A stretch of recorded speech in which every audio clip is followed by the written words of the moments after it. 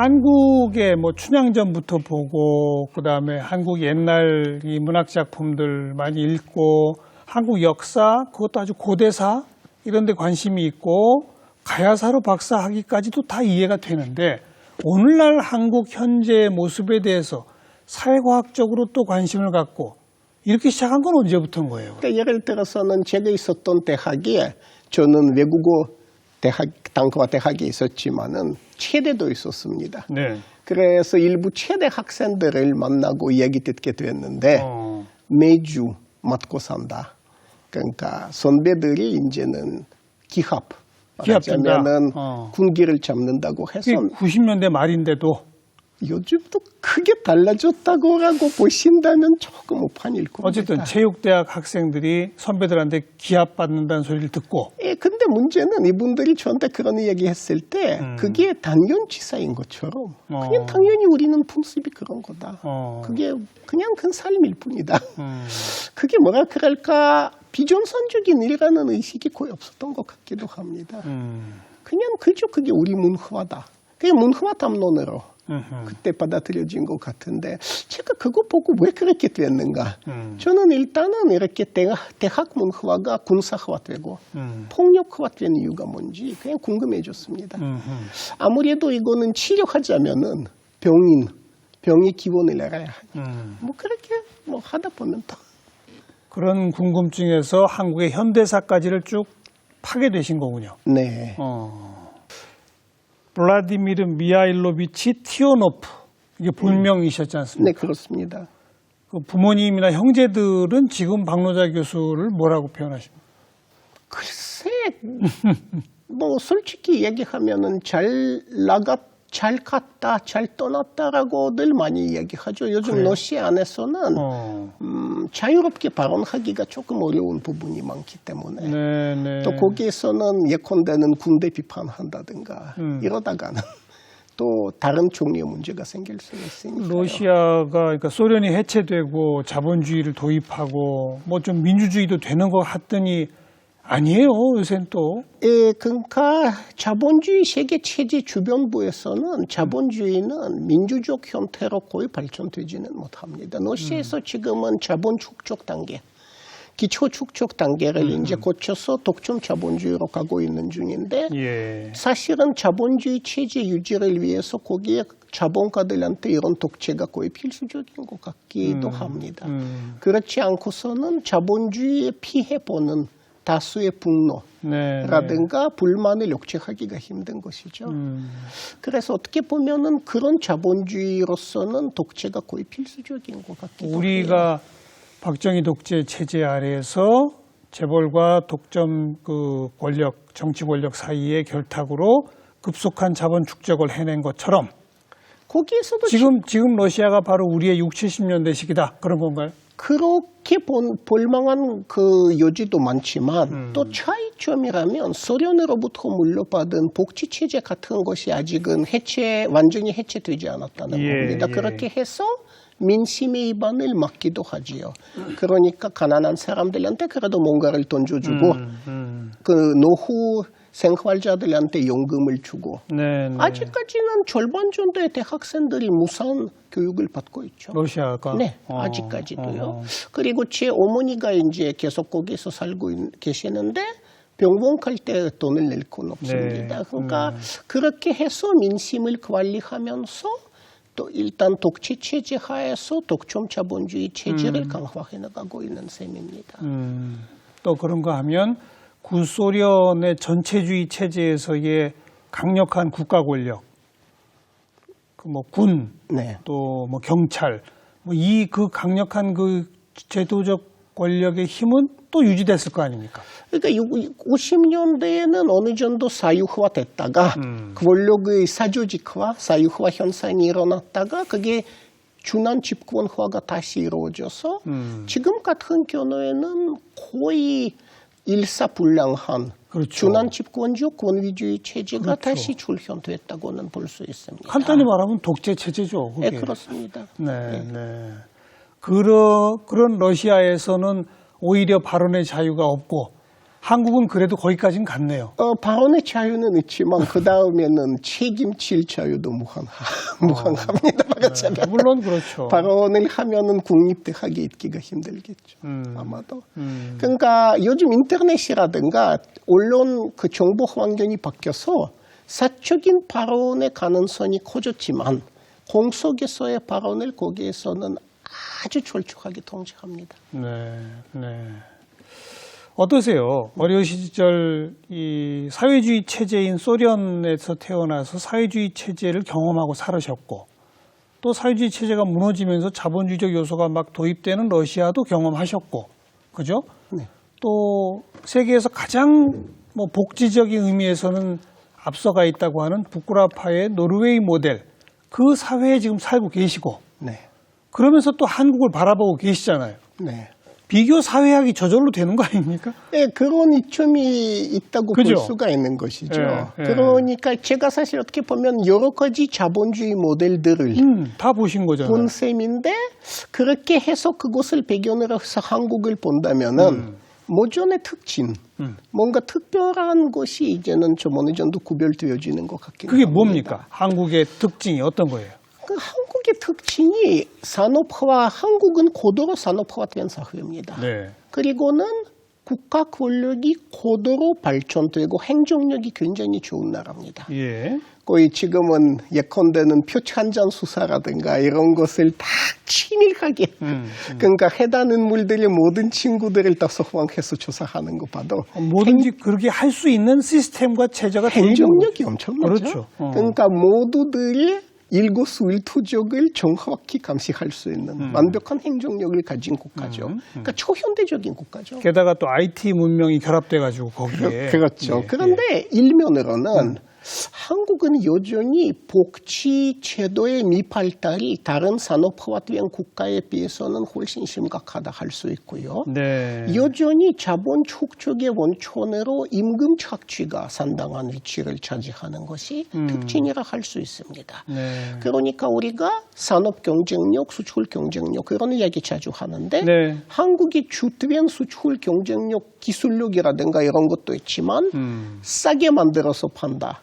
근데 왜 싼가 하면 하도급, 임금. 특히 하도급 기업, 하청 기업 노동자 임금이 싸니까 그만큼 일본 등등에 비해서 싸게 만들어서 내다 팔 수 있다는 부분이 큰 겁니다. 네. 그러니까 여전히 임금 착취가 자본 축적 과정에 상당한 역할을 한다고 할 수는 있는데 네. 이거는 자본주의 핵심부 국가와 비교했을 때 다소 특별하다고는 할 수는 있습니다.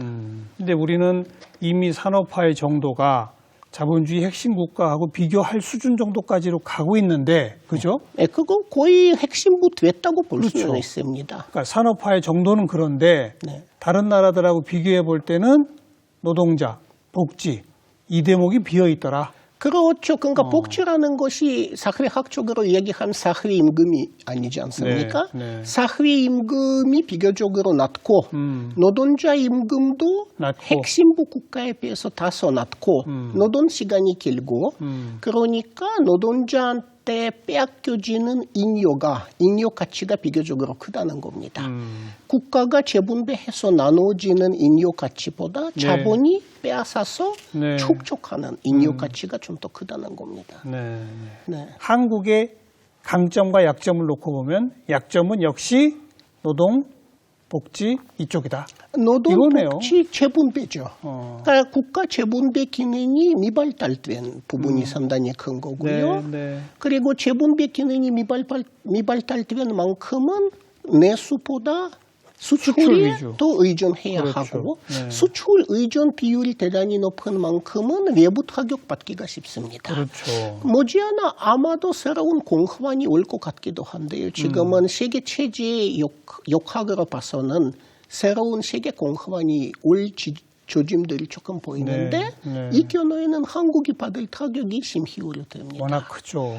뭐 사실 이미 예컨대 조선업이라든가 일부 업종에서는 타격을 받고 있기도 하죠. 네. 그러니까 내수력의 미발달과 지나친 대외 의존성이 사실은 자본주의 모델의 약점이라고는 볼 여지가 큽니다. 지금 쭉 설명해 주신 건 사실 OECD 국가들의 국가 간 비교의 통계 자료만 몇 개를 봐도 하나하나 다 확인되는 거예요. 물론입니다. 우리나라가 가장 최장시간 노동하고 있다는 거 알고 있죠. 전체 이 예산 그 재정 중에서 복지 지출이 전 OECD에서 제일 꼴찌라는 거 다 확인된 거죠. 11%인데요. 유럽에서는 보통 28%에서 29%가 정상이고요. 그러니까 한국하고 산업 그 발달이 비교 가능한 국가보다는 한국이 거의 3배나 네. 복지 지출이 낮다고는 볼 수 있습니다. 네. 그러니까 그만큼 사람들이 돈 받는 거잖아요. 그러니까요. 예. 한마디로 재분배, 노동, 복지 이쪽이 제일 처져 있다. 우리의 자본주의 발전에 비해서. 대단히 자, 네. 중요한 건 네. 우리가 따라 배우고 싶은 나라들로 흔히 북구의 이 복지 모델을 잡잖아요. 노르웨이가 어느 정도나 그게 잘 돼 있습니까? 아주 잘 돼 있다고도 볼 수 있죠. 왜냐하면은 일단은 많은 부문들이 탈시장화돼 있어서 재분배 기능을 최대화시킨 부분이 있는 겁니다. 탈시장화된 부분은 대표적인 게 의료 부분하고 교육 부분입니다. 무상의료, 무상교육. 네, 그건 핵심이지요. 교육 부문을 말씀드리자면은요, 초중 고등학교 중에서 사립학교의 비율이 2%밖에는 되지는 않습니다. 이 2%는 무엇인가 하면 특수학교, 그러니까 그렇죠. 종교 그렇죠. 학교라든지 이거 빼고는 다 공립입니다. 그리고는 대학은 물론 종합대학은 정부 공립이고요. 그러니까 그거 탈시장화되어 있는 것이죠. 박사학위까지도 공짜라면서요? 물론입니다. 그 공짜뿐만 아니고 박사 과정이 경쟁률이 있어서 좀 들어가기 쉽진 않지만 들어가면은 월급을 받죠. 공무원 대우받고요. 그렇죠. 무상의료, 무상교육. 예, 그게 핵심이죠. 근데 그만큼은 예를 들어서는 신분상승의 기회를 체제가 각자한테 부여하기도 하죠. 예컨대는 1세대 이민자들이 노르웨이에 들어오면 상당수가 저임금 노동으로 몰립니다. 네. 말도 못하고 네. 학력 인정도 못 받는 경우가 있고 그렇지만 한데 그들이 가난해도 2세 이민자 같은 경우에는 무상 교육을 받을 수 있는 거지 않습니까? 그렇죠. 그래서 통계적으로 봤을 때 2세 이민자들이 평균 소득 수준이 토박이 노르웨이 사람들과 거의 차이가 없습니다. 이주자라 하더라도. 네, 그러니까 신분상승이 그만큼 아직 가능한 가능하고. 사회이죠. 네. 그러니까 한국 경우에는 이게 제일 취약합니다. 취약하죠. 신분상승이 거의 막혀 있다라는 부분이죠. 교육이나 이런 게 오히려 부의 대물림이 되고 있습니다. 예, 그다음에 또 노르웨이 같은 데는 이 학력에 따른 임금 격차 같은 게 없다면서요. 거의 없습니다. 그러니까 심지어 대학 교수이신데 뭐 배관공이 월급이 더 많다고요? 대학 교수가 공무원입니다. 그런데 공무원 임금은 일단은 억제되어 있는 것이죠. 그건 공무원 부문이니까. 배관공 같은 경우에는 민간 회사에 고용이 되어 있고요. 단가가 비교적 높습니다. 단가가 높고 그리고는 이제 임금에 대한 억제체 그런 것이 거기에다 해당되지는 않습니다. 그래서 전체 소득을 보면은 그러니까 배관공이 좀 더 크다라고 볼 수는 대학 교수보다. 있죠. 네. 그러니까 바로 이런 게 핵심인 거예요. 그러니까 그런 사회에서 일부러 굳이 대학 가려고들 안 할 거고, 그죠? 정말 학문이나 공부에 관심이 있는 사람들만 대학 가는 거고 그런 거 아닙니까? 예, 그러니까 억지로 한국은 이제 노동자 안 되려고 대학 가잖아요. 그렇죠. 근데 노르웨이 같으면은 차라리 노동자 하면서 인생을 즐겨보자. 이런 사람도 있고요. 사실 제 학생들 중에서는 예를 들어서는 한 분 70대 할머니가 학생으로 들어온 적도 있었지만 뭐 학교는 공짜니까 공짜고 입시도 없으니까. 그런데 상당수가 30대입니다. 그러니까 몇 년 동안 노동을 일하다가 나는 이제 좀 공부하고 해볼까 뭐 해서 이게 제2, 제3, 제4, 제5 인생을 살아보고 이런 겁니다. 달라도 너무 다르네요. 그런데 어떻게 해서 노르웨이는 그런 시스템, 체제를 만들어낼 수 있었고 한국은 왜 이렇게 고도 산업화까지도 왔는데 노동과 복지와 분배 쪽이 이렇게 취약하고 그 핵심 원인은 어디서 찾아야 돼요? 정치의 잘못입니까? 뭐 정치라기보다는 그저 역사가 달랐다라고 봐야죠. 그러니까 노르웨이 같은 경우에는 재분배 시스템을 만들어낸 것이 노동당 집권 시기입니다. 노동당이 장기 집권했습니다. 노동당이 최초로 집권한 것이 30년대 초반이었고요. 70년대 말까지 거의 정치 무대를 독차지하다시피 했습니다. 그런데 노동당이 사민주의, 사회민주주의 전당인데 그 뒷받침하는 거 뭐냐 하면 조직노동입니다. 노동조합들. 네, 노동조합. 그러니까 지금 같은 경우에는 노동 조직화 비율이 노르웨이에서는 한 50%이긴 하지만 사민주의 황금기였을 때는 80%에 가까웠습니다. 그러니까 절대 대다수의 노동자들이 조직되어 있으면 사민당에 힘이 생기는 거고요. 그렇죠. 그 힘으로 해서 선거에서 이기고 정치 무대를 나름 독차지하면서 필요한 개혁을 힘차게 해나갔다. 추진할 수 있었던 겁니다. 근데 우리는 노동조합 조직률도 낮고 또 아직 우리 정치가 무슨 보수 진보의 정치라고 보기도 어렵잖아요. 조합하는 한국에서 예를 들어서 제가 소속된 노동당이나 아니면은 지금 국회에서 6개의 의석을 차지하는 정의당. 정의당은 유럽으로 치면 중도 사민주의 정당일 겁니다. 중도 사민주의. 네. 뭐 저희 노동당 같은 경우는 급진 사민주의 정도가 맞아요. 노동당은 근데 의석이 하나도 없죠. 없습니다. 그러니까 한국은 조합하는 있습니다. 있는데 취약한 거죠. 그죠. 앞으로 우리가 가야 할 방향은 뭐 우리도 어쩔 수 없이 노동과 복지와 재분배 이쪽을 강화시키는 쪽으로 갈 수밖에 없잖아요. 근데 실제로 문재인 정부도 복지 강화한다고 하지만 너무 천천히 가고 있는 거죠. 실제 강화된 건 사실입니다. 물론 조금씩. 네, 그러니까 보건복지부 예산이 10% 이상 오른 거죠. 내년에는. 그러니까 예산 올린 거 사실이고요. 노후연금이 좀 올랐다는 것도 사실이고요. 지금은 국민 의료 보장선이 조금 좋아진 강화되고 있고. 그건 사실입니다. 사실인데 너무나 소소히, 그렇죠. 너무나 천천히 가는 겁니다. 그걸 좀 빠르게 할 방법은 없어요? 밑으로부터의 요구가 필요합니다. 밑으로부터. 그러니까 한국은 그래도 좋은 점이 하나 있다면 관장의 힘이 크다는 겁니다. 광장. 한국은 아직 관장이 존재하고 예를 들어서 미국이나 영국에서는 이 정도의 집회가 강력한 압박력을 행사하지는 못해요. 집회해도 그게 압박으로 이어지진 않는데 한국은 촛불 집회처럼 정권이 상당한 압박을 가할 수는 있습니다. 참 광장의 힘이 다른 나라보다는 강하다라는 데까지 제가 100% 동의합니다. 근데 그 광장의 힘이 여전히 정치 영역에 머무르고 있는 것 같아요. 네, 그게 큰 문제입니다. 사회 경제적 영역에 말씀하신 복지의 대폭 강화가 전 국민의 어떤 공통 정서로 확산되고 있지는 못한 것 같아요. 그러니까 언론의 역할이 상당히 큽니다. 그렇죠. 언론들이 계속해서 그러니까 뭐라 그래야 할까 사람들로 하여금 그들의 실질적인 계급적 이해관계를 배방하게끔 만듭니다. 그래서 복지를 강화하면 가장 많은 혜택을 받을 어렵게 사는 분들이 복지 강화를 앞장서 반대해요. 그게 문제입니다. 그러니까요. 그게 문제입니다. 그러니까 언론들이 사람들로 하여금 그 실질적인 이해관계, 그 실질적인 이해 득실을 자각하게 하지 못하게끔 만드는 게 문제입니다. 그래서 박노자 교수님께서 그래도 계속 기고도 하시고 글도 쓰시고 책도 내시고 하시는 거군요. 그래도 일단은 우리는 지금 이미 아주 보수화된 일본이라든가 다른 나라에 비해서 한국은 아직까지 역동적이고요. 희망이 있죠. 아직까지 유동적이고 그리고는 일본만큼은 민심을 나름대로 복지제도 등등을 통해서 달랠 수 있는 것도 아니니까 여기에서 아직까지는 광장에서 힘이 발휘되어서 뭔가가 크게 바뀔 가능성이 좀 있다고 생각합니다. 가능성은 아직 있다. 아직은 체제가 완전히 경직된 건 아닌 것 같습니다. 항상 기대만은 못하죠, 근데. 조금 더 빨리 갔으면 싶은데 안 되고, 그죠? 네, 그래도 사실은 우리도 지난 20년 동안 엄청난 발전을 이룬 건 사실입니다. 예를 들어서는 이거 생각해 보시죠. 90년대만 해도 제가 90년대 말에 한국에 살았습니다. 그때만 해도 학교 체벌이 당연치사였습니다. 애들이 학교에서 맞았죠. 그렇죠. 지금은 체벌이 금지됩니다.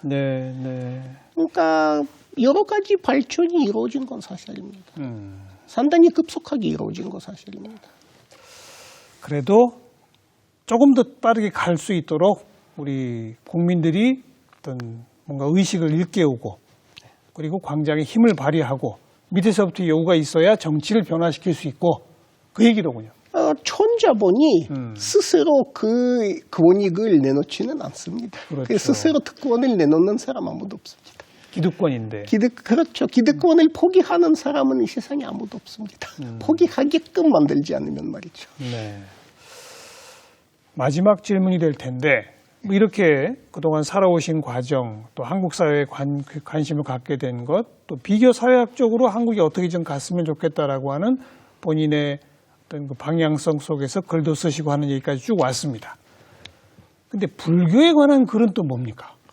뭐 그건 개인적으로는 저는 정교라기보다는 철학으로서 변진법을 세계 철학사에서 먼저 만든 게 불교입니다.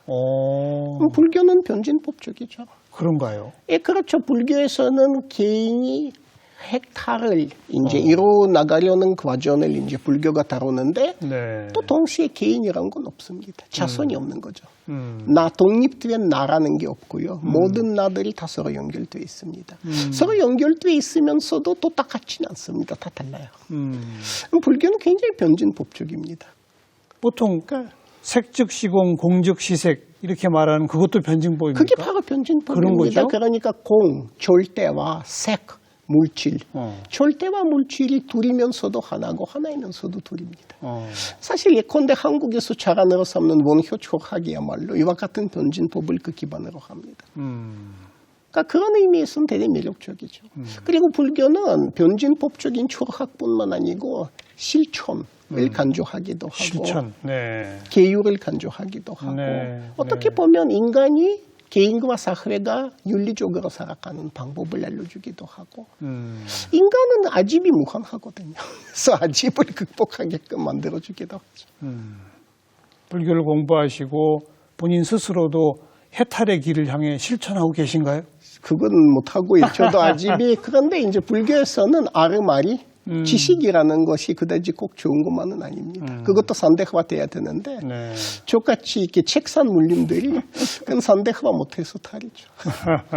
그러니까 불교 입장에서 보면은 책산 물림으로 사는 게 절대 좋은 건 아닙니다. 그러나 불교의 철학을 사랑할 수밖에 없더라. 예, 뭐 그게 진리랄까 이런 것이 직감되니까. 네. 불교를 사랑하고 대한민국을 사랑하고 한국인들을 사랑하시는 박노자 교수님의 좋은 글들, 좋은 말씀들 앞으로도 계속 기대하도록 하겠습니다. 네, 감사합니다. 오늘 나와주셔서 고맙습니다. 감사합니다. 네. 감사합니다.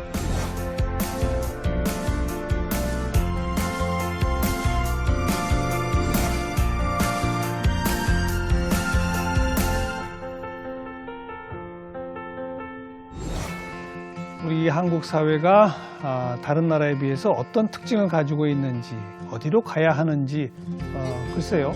파란 눈의 박 교수님의 말씀을 들어보니까 조금 더 잘 정리가 되는 것 같기도 하네요. 다음 시간 또 뵙겠습니다. 안녕히 계십시오.